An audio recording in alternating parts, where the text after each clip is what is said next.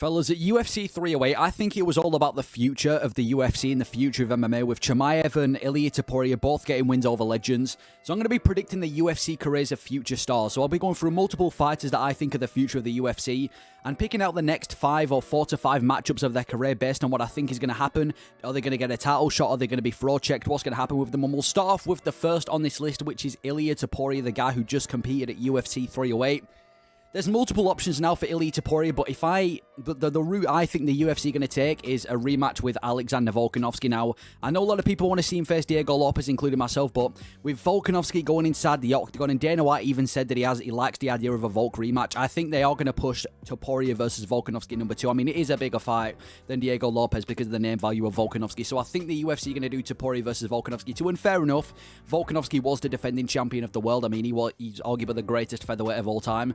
So I do think he deserves a rematch, but I don't really like his odds in this fight. Now, in terms of who I think wins, you've got to go with Topuria to win by another knockout. I don't really see why you'd pick Volkanovski necessarily to win a rematch. I mean, the first time they fought, Topuria was able to get him up against the cage, land a combination and put his lights out, the first guy to beat him in the featherweight division. And since then, he's just been the first guy to knock out Max Holloway and had one of the most impressive back-to-back runs in UFC history. And Volkanovski's kind of just sat out, which is what he needed to do. He didn't really need to come back quickly. But in his last 2, he's been KO'd, and now he's facing the most vicious dude in the featherweight division, a guy that's beaten him before, and a guy that practically looks unbeatable. I've just got to go with Topuria to beat Volkanovski again, and I think his next fight will be against Volkanovski, maybe even in Spain, which only gives Topuria a bigger advantage. And I think we will see Ilia Torr once again knock out Volkanovski and create another sad moment in the featherweight division that we keep seeming to have with Ilia Torr. And then after Volkanovski, that's when I feel like we're going to get the fight with Ilia Torr and Diego Lopez. This is the fight that most MMA fans want to see because I think Lopez has earned his shot. He went out there at UFC 306, got a really good win over Brian Ortega, and he weighed in as the backup, which usually alludes to the fighter weighing as the backup getting the next title shot. It happened with Colby and Leon as well. Colby weighed in as the backup and got a title shot. So I think we are going to see Topuria versus Lopez next. And even if they don't give Diego Lopez an immediate title shot, the only logical fight next would be to fight the winner of Aljamain Sterling and Movsar Evloev. And I know he's fought Evloev before and lost, but I think at this moment in time, he beats both of those guys.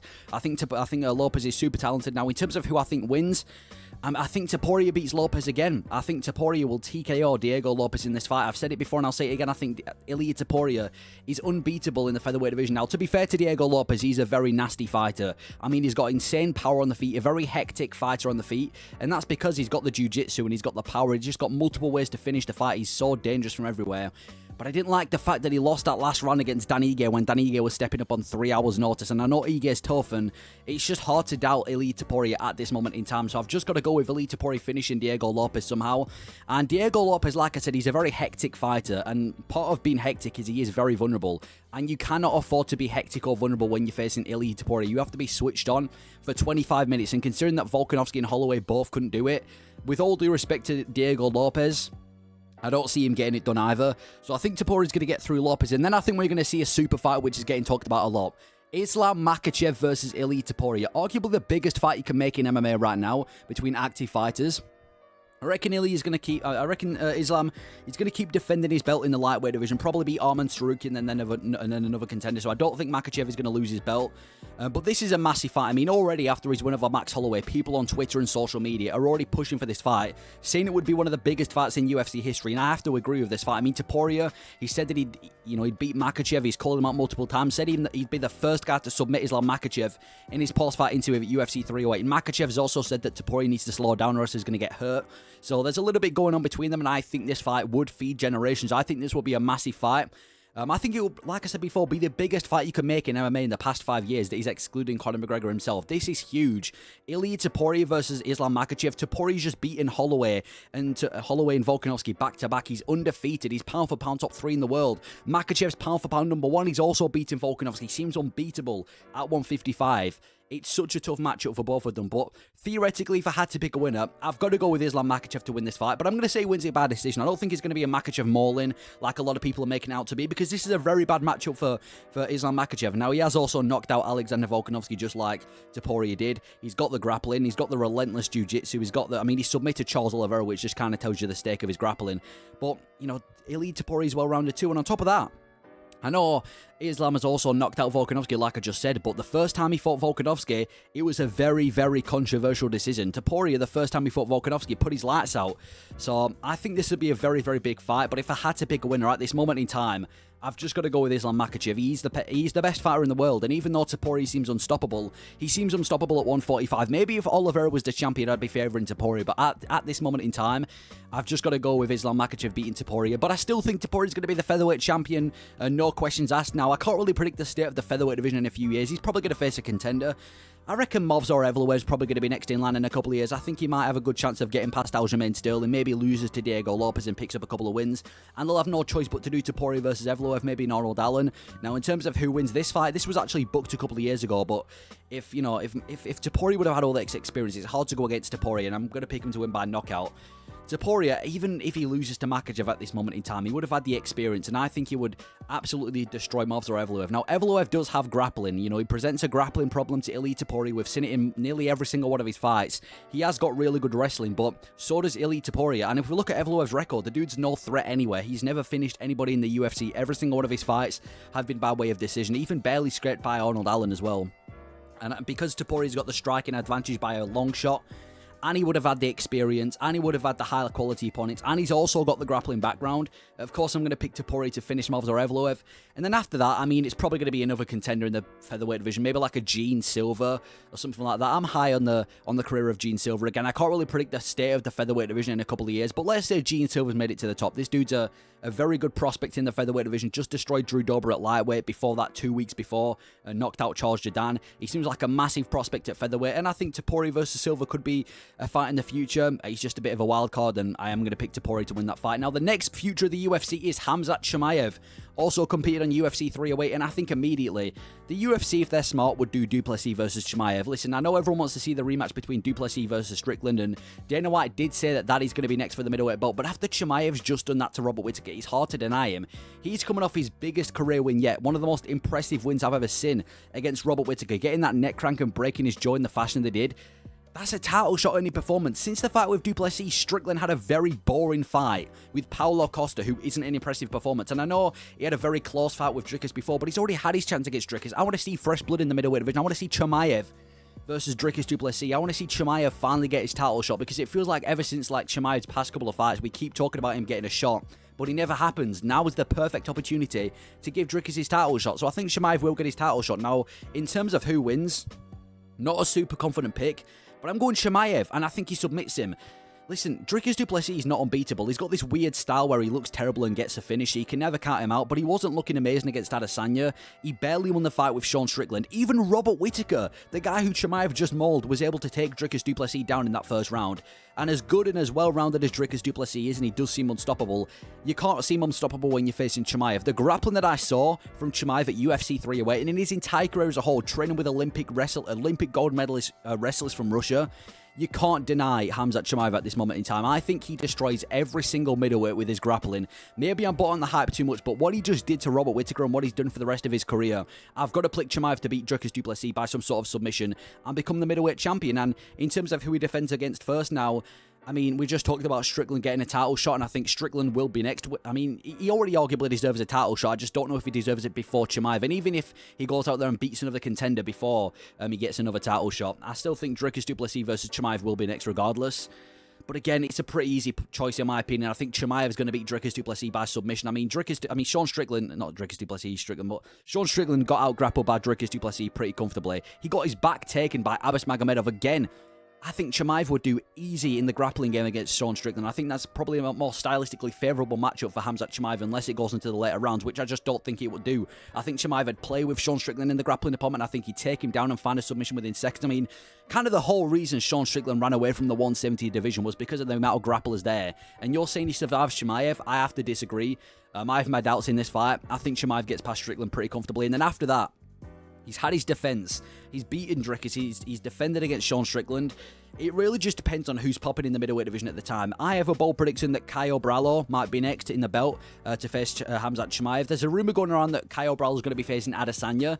I'm honestly probably going to be picking Caio Bravo to win this fight because of how well-rounded he is and how Bravo's dangerous, man, is what I'm trying to say. Bravo's a dangerous dude. He's a great striker. He's got good grappling. He literally out-wrestled Magomed Magomedov. I don't really see a bright future and much left for Adesanya, so I'm going to say that Bravo gets a title shot in a couple of years. In terms of who wins between Chimaev and Bravo, I'm going Chimaev again, and I say he gets it done by submission. Like I said, Bravo's tough. He was out boxing, nearly finished Jared Cannonier, had, give him a bunch of grappling problems. Like I said, even out-grappled Magomed Magomedov, who just got a submission at UFC 308. He's very well-rounded at Caio Bravo, trains at Fighting Nerds, but this is Chimaev we're talking about. Once again, I think Chimaev mauls him. I think Chimaev mauls every single middleweight. What I saw from Chimaev at UFC 308, I don't see anybody beating this dude after what he just did to Robert Whittaker. So Bravo can get his shot, but as long as Chimaev's champion, he ain't winning. And then another contender, again, I'm having to predict the future of the middleweight division, but I reckon Anthony Hernandez would have built himself up now. Anthony Hernandez is a difficult matchup because he's also a very good grappler. He's very relentless. He recently got a win over Michel Pereira in a Fight Night main event, and he was absolutely relentless, just takedown after takedown. Absolutely mauled Michel Pereira. He's on a massive winning streak right now, and I think he beats a couple of the guys in the top 10 of the middleweight division. I reckon he would have earned himself a shot in a couple of years. So I reckon we're going to see Chimaev versus Hernandez or something along the lines of that. In terms of who wins this fight, it's not as easy to pick, but I would go Chimaev, but I'd pick him to win by decision. Now, it's not an easy pick because going to a decision with Hernandez is not easy. The dude, like I said, he's a very, very good grappler. He improves in every single one of his fights. And he just mauled Michel Pereira for 5 rounds straight, and he's shown that he's got a good gas tank. So if Chimaev's gas tank isn't, as improved as we want it to be, it's a difficult fight for Chimaev. But I reckon he will have gone past Anthony Hernandez, and I reckon he will have got the win because you can't really doubt him. And then I think the light heavyweight division would be the next move for Khamzat Chimaev. I honestly think it would be the next move now. Pereira's not going to be there. He would have moved to the heavyweight division, and I think it would be the champion's going to be between Ankalaev and Yuri, and I personally think Yuri would get the better of Ankalaev. So I reckon we're going to see Yuri Prochazka versus Khamzat Chimaev in 2027 for the light heavyweight belt after Chimaev's defended a couple of times, moves up to the light heavyweight division to try and take the belt. I mean, he's always been called the first 3 divisional champion. He definitely ain't winning 3 belts, but he's got a chance of winning a second belt. Who am I picking between Yuri and Chimaev? Listen, I know I've been high on Chimaev this entire video. In the light heavyweight division, I'm picking Yuri. I think Yuri, I'm picking him to win by TKO as well. I think ever since he's lost to Porton, people have been completely downplaying the career of Yuri Prochazka. The dude is very dangerous. I mean, I think he's got like 20 finishes, and most of his wins come by way of finish as well. He's very gritty as well, as he showed in that fight with Glover Teixeira. He's a very dangerous guy to fight. And Chimaev, we've seen him in dogfights before, and dogfights don't really tend to favour Chimaev. And obviously, I'm assuming he's improved since that fight with Gilbert Burns. But at 205 against Yuri Prochazka, I just don't see Chimaev having too much success in that bigger division against a guy like Yuri. I'd probably pick Yuri to win this one by TKO. And then for Tom Aspinall, the future of the UFC heavyweight division now. In terms of who Aspinall fights next, I don't think he's going to be the winner of Jones and Miocic. I think the winner of that fight, whoever wins, I think both of them are going to retire regardless. So I reckon we're going to see Aspinall versus the winner of Cyril Gane and Alexander Volkov next. And I've made a bold prediction before that I think Volkov beats Cyril Gane. Now, I'm not going to do a full-blown prediction of why I think he beats Cyril Gane, but I'm going to be picking Volkov to beat Cyril Gane. And I reckon we'll see Aspinall versus Volkov too. I know there's talks of Porton moving to the light heavyweight division, but I think the next big fight has to be Porton versus Ankalaev for the light heavyweight belt. So I reckon we'll see Aspinall versus Volkov. In terms of who I think wins, I mean, we've seen it before a couple of years ago in a Fight Night main event, and Aspinall just kind of ran through him like a hot knife through butter. So I've got to go through the exact same method again. Listen, I think Aspinall submits him early. I know Volkov has improved a lot since that fight with Tom Aspinall, and that's why you can't really count him out. It's not just some Marcin Tybura type fighter. You can't really count Volkov out. Since that fight with Aspinall, he's finished Rosenstrike, finished Romanov, finished Tuivasa, butchered Sergey Pavlovich, and if he can get past Cyril Gane as well, that's a pretty good resume he's got in the heavyweight division, and I think he would have earned a shot, but again, I'm going with Aspinall to win. We've seen this fight before. Aspinall took him down and submitted him within minutes, and ever since that fight, Aspinall's only got better. I mean, finishing Curtis Blades, knocking out Sergey Pavlovich, he's only become a lot more dangerous than when he faced Volkov the first time around. I've got to go Aspinall to beat Volkov, and then after that, I think we're going to see one of the biggest fights we've seen in the heavyweight division for a while. Tom Aspinall versus Alex Pereira for the light heavyweight belt. I reckon Pereira's going to beat Ankalaev for the light heavyweight belt, and I reckon at that point he would have cleared out his division. We're going to see a fight that has kind of been a fantasy matchup for ages. Tom Aspinall's been calling for the fight with Porton for ages. Porton's been hinting towards a fight with Aspinall on his Instagram page, and I reckon we're going to see Tom Aspinall versus Alex Pereira. At this time, like I said, they would have both kind of cleared out their division. Aspinall's already got like 5 top 10 wins, with the win over Volkov, that's another win on his name. And I reckon if Ankalaev can get beaten by Poatan, then Poatan would have cleared out the light heavyweight division. So I feel like there would be no other option for the heavyweight division than Tom Aspinall versus Alex Pereira.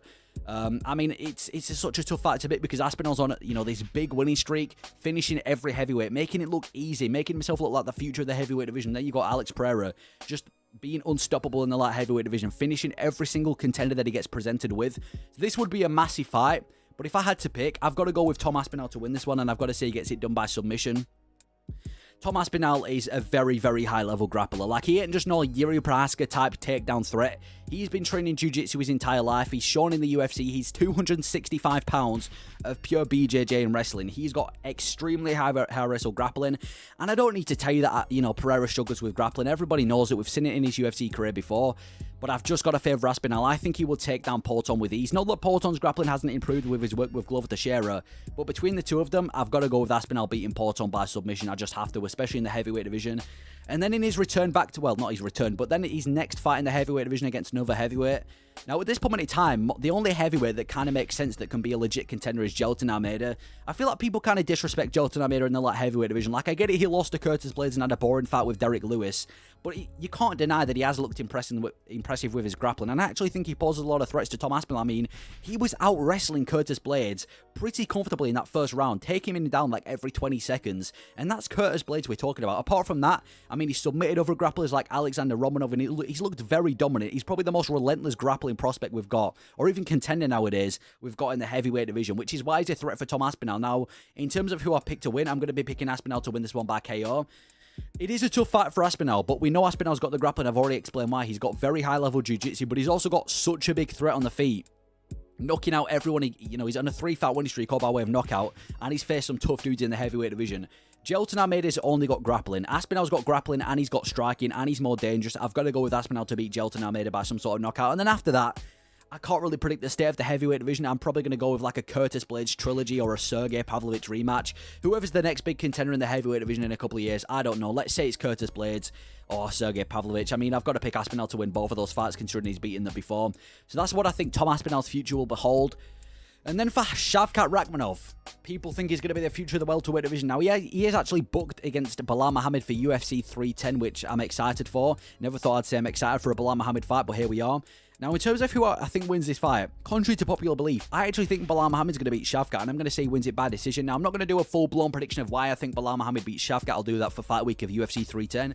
But I feel like Shavkat, I get it, he's finished everyone that he's ever fought. He's a relentless grappler, great submission artist, but I don't know if I could favour him right now to beat Belal Muhammad. I mean, his best win is Stephen Wonderboy Thompson and Jeff Neal, which are good wins, but he's facing Belal Muhammad. Belal just seems to be unstoppable in the welterweight division. He's got an amazing resume, just beat Leon Edwards very dominantly. I can't really pick against Belal Muhammad just like that the second he gets put against a tricky matchup stylistically. So I actually think Belal Muhammad is going to beat Shavkat Rakhmonov. And then I think Shavkat Rakhmonov is going to have a bounce-back fight in 2025 after he loses to Belal. And I reckon the perfect bounce-back fight would be somebody like Sean Brady. I think this would be a perfect bounce-back fight for Shavkat. I mean, Sean Brady's beating Gilbert Burns. He's coming off a win. He's also only lost to Belal Muhammad, like Shavkat at this time would have only lost to Belal Muhammad. I think it's the perfect fight to make. Step up for Sean Brady, step down for Shavkat. Great fight. Now, in terms of who I think wins this fight, I've got to go with Shavkat Rakhmonov to win this one by TKO. Now, Sean Brady is a good grappler. I mean, he submitted Kelvin Gastelum a couple of years ago. He's always been a big grappling prospect. That's his bread and butter in the welterweight division, but you can't really compare him to Shavkat Rakhmonov. I mean, Sean Brady did go to a war with Gilbert Burns. He got finished on the feet by Belal Muhammad, and he went to a decision, a fairly close decision to Michael Chiesa.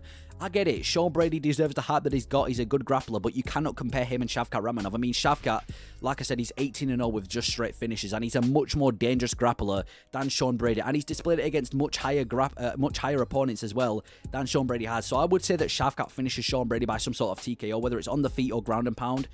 And then I think we're going to see a big fight. I reckon we'll see Leon Edwards versus Shavkat Rakhmonov for a title eliminator for a rematch against Belal Muhammad. Now, I'm hoping at this moment in time we would have seen Edwards return, and hopefully it's against Ian Garry, which seems to be the next fight for Leon Edwards. Now, I do think Edwards beats Ian Garry. I think that's a very bad matchup for Garry. So I think we're going to see Edwards versus Rakhmonov for a title eliminator, and whoever wins gets another fight against Belal Muhammad. Now, it's a big fight for both of them. If Leon wins, he gets another shot at gold. If Shavkat wins, he gets a win over a big former champion and he gets another title shot. So it's a big win for both of them. Now, in terms of who I think wins this fight, I'm going to go with Shavkat. And I'm going to say he gets it done by submission.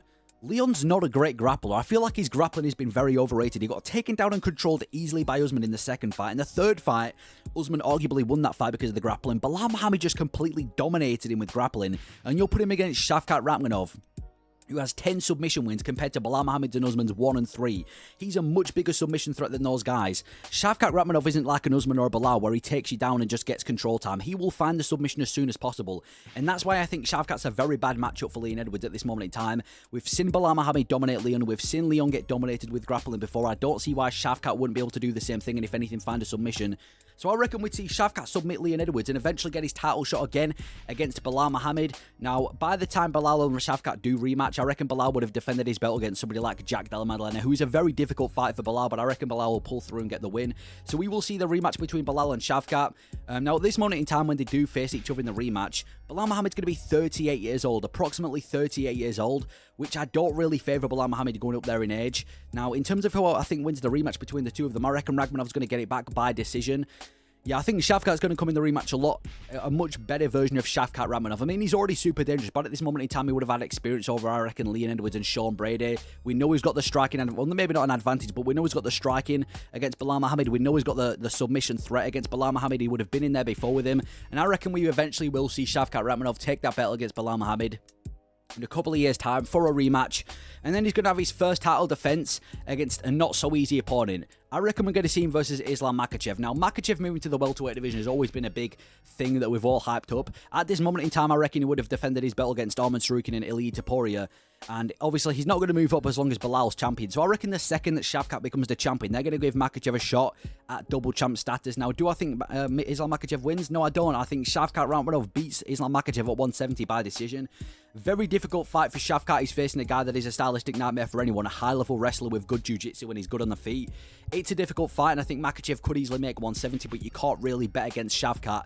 I mean, if there's any matchup that you're going to favour Makhachev against at 170, it's going to be a Leon, not really a Shavkat, so I think Shavkat would pull through against Makhachev and defend his belt against him at 170. And then for Umar Magomedov, now he hasn't actually got a fight booked, but I think he'll be in there next against Merab for the bantamweight belt. There's been a couple of rumours of him fighting Song Yudong for a number one contender fight. Now that has kind of been shut down by Uriah Faber, and even Dana White said in the post-fight interview at UFC 308 that he is looking to do Merab versus Nurmagomedov next. So I think that this will be the fight we see next for the bantamweight belt, and it makes sense. I mean, Nurmagomedov's coming off a dominant win over Corey Sandhagen, which is a very impressive win, so I do think this should be next.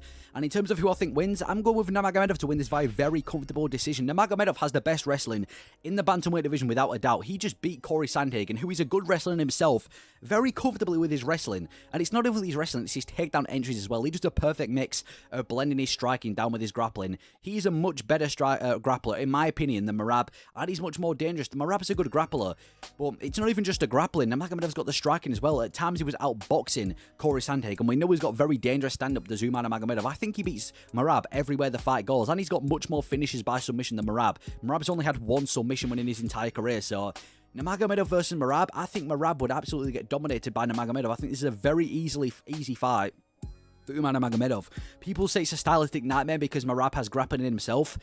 Apart from, like, Nurmagomedov's a better wrestler than Merab, and he's also got better hands. I would 100% favour Nurmagomedov to win this fight. And for his first title defence, it's going to be against the winner of PTN and Davison Figueiredo. That's kind of being talked about as the number one contender fight for the bantamweight belt after Umar. So I reckon we're going to see Umar against Davison Figueiredo. Another bold take of mine. I think Figueiredo gets past PTN. I'm not going to discuss it now, but I think we will see Nurmagomedov versus Figueiredo. I reckon we'll see Nurmagomedov win this one by decision. Now, it's a difficult fight for Umar Magomedov because Figueiredo's got really high-level jiu-jitsu. He's got the striking as well, and he's a former champion. This isn't an easy fight for Umar Magomedov, but again, you can't really doubt the wrestling that he's shown in the bantamweight division against Corey Sandhagen. I can only imagine if he's able to do that against Corey Sandhagen, I think he'll be able to do it against a relatively small bantamweight in Davison Figueiredo. Despite it not being an easy fight, I would favour Umar Magomedov to win this fight. And then for his next defence, again, I can't really judge the state of the bantamweight division. I reckon by this time, Sean O'Malley would have earned a title shot. Knowing the UFC, they're probably going to give him like a layup against Rob Font, Mario Batista, or Song Yudong. And if he beats them, they're going to give him a title shot. So I reckon we'll see Nurmagomedov versus O'Malley. They've been talking to each other on Twitter. They've been going at each other on Twitter saying they want to fight. I reckon there's a good build up there.